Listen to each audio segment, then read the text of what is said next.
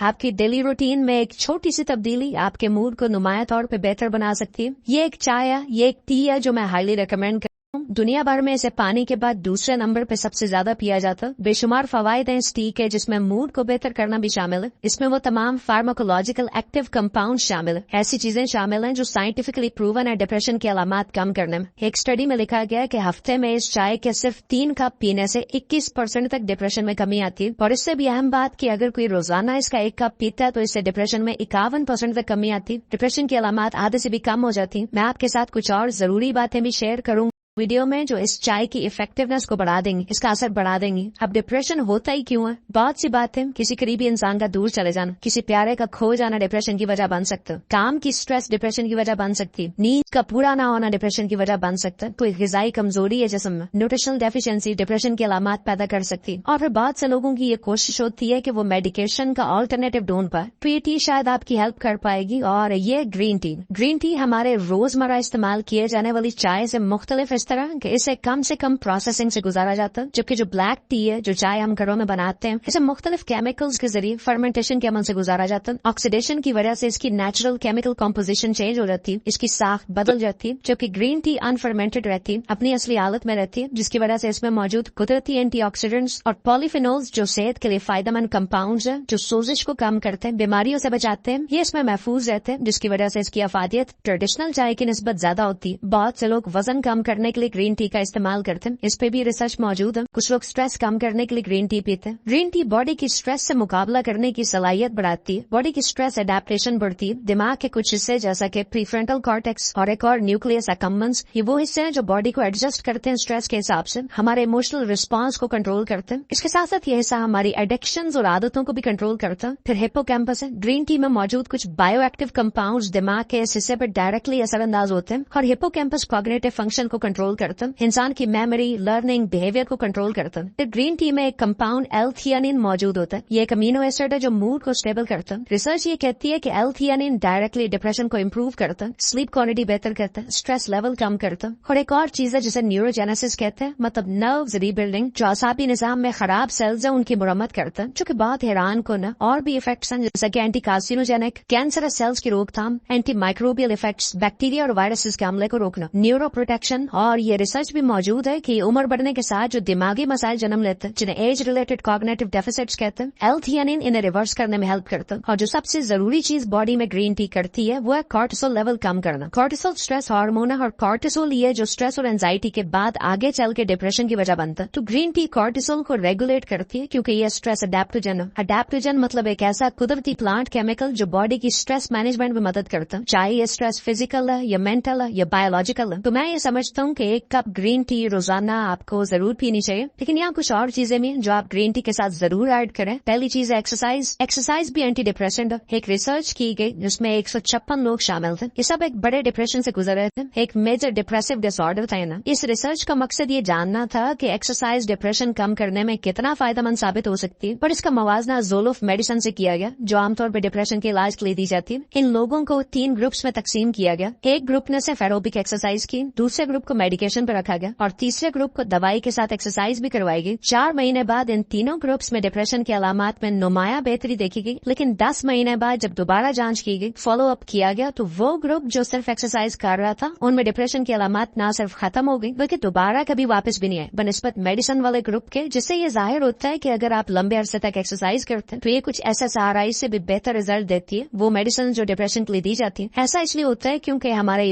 हमारी इमोशन से कनेक्टेड होते हैं। फिजिकल एक्टिविटी ब्रेन की केमिस्ट्री को, मूड को और हमारे इमोशंस को डायरेक्टली अफेक्ट कर रही होती है। एक्सरसाइज से बॉडी में एंडोर्फिन्स रिलीज होते हैं, यू फील गुड हार्मोन्स मतलब खुशी का बाइस बनते हैं, डिप्रेशन कम करते हैं। और इसमें किसी भी तरह की एक्सरसाइज आप कर सकते हैं, स्विमिंग, जॉगिंग, साइकिलिंग, वॉकिंग। जब आप इन्हें कंपेयर करते हैं इन मेडिसिन के साथ जो डिप्रेशन के इलाज के लिए दी जाती है, तो ये मेडिसिन भी ब्रेन में एक खास न्यूरोट्रांसमीटर सेरोटोनिन को बढ़ाती हैं। न्यूरोट्रांसमीटर आप इसे एक केमिकल भी कह सकते हैं, ये मूड को अच्छा करता है। ये दवाइयां इसे बढ़ाती हैं, जबकि एक्सरसाइज डायरेक्टली सेरोटोनिन ڈوپامین کے لیولز کو بڑھاتی ہیں. اس کے ساتھ ساتھ فزیکل ہیلتھ بہتر ہوتی ہے, انرجی لیولز بڑھتے ہیں, نیند اچھی ہوتی ہے. تو ایروبک ایکسرسائز ان لوگوں کو اپنی روٹین میں ضرور شامل کرنی چاہیے جن میں کسی بھی طرح کی ڈپریشن کی علامات ہیں. اگر آپ دھوپ میں تیز واک کرتے ہیں, کسی اسمارٹ واچ سے اپنے ورک آؤٹ کو ٹریک ضرور کریں. آئیڈیلی اگر آپ صرف واک کر رہے ہیں شروعات میں تو اپنے ہارٹ ریٹ پہ نظر رکھیں. یہ اگر 100 کو تھوڑا سا بھی کراس کر رہا ہے تو یہ کافی ہے. یہ ایروبک ایکسرسائز کی کیٹیگری میں آتا ہے. آپ کو بھاگنے کی ضرورت نہیں ہے. ضروری بات ہے جو بھی ایکسرسائز آپ کر رہے ہیں اسے واچ کے ساتھ مانیٹر ضرور کریں. 100 سے 110 کے درمیان ہے اگر ہارٹ ریٹ واکنگ میں تو یہ کافی ہے, اور اسے ہی کارڈیو کہتے ہیں. اس دوران پہلے 20 منٹ میں خون میں بڑی ہوئی شوگر برن ہوتی ہے. 20 منٹ بعد فیٹ لاس شروع ہو جاتا ہے. باڈی فیٹ سیلز کو انرجی کے طور پہ استعمال کرنے لگتی ہے. دھوپ میں اس لیے کہ اس سے آپ وائٹامن ڈی بھی لے پائیں گے, اور وائٹامن ڈی بہت زیادہ افیکٹو ہے ڈپریشن کم کرنے میں. یہی وجہ لوگوں میں سردیوں میں ڈپریشن کی علامات بڑھ جاتی ہیں. تو وائٹامن ڈی تیسری چیز ہے جو آپ اس میں ایڈ کریں گے. اور وائٹامن ڈی لیولز اگر کم ہیں تو منیمم 20,000 IUs پر ڈے ضرور اپنی روٹین میں شامل کریں. اور جب آپ اسے کمبائن کرتے ہیں ایکسرسائز کے ساتھ تو کچھ ہی عرصے میں ایک بڑا فرق دیکھیں گے. پھر جو چوتھی چیز میں ریکمینڈ کروں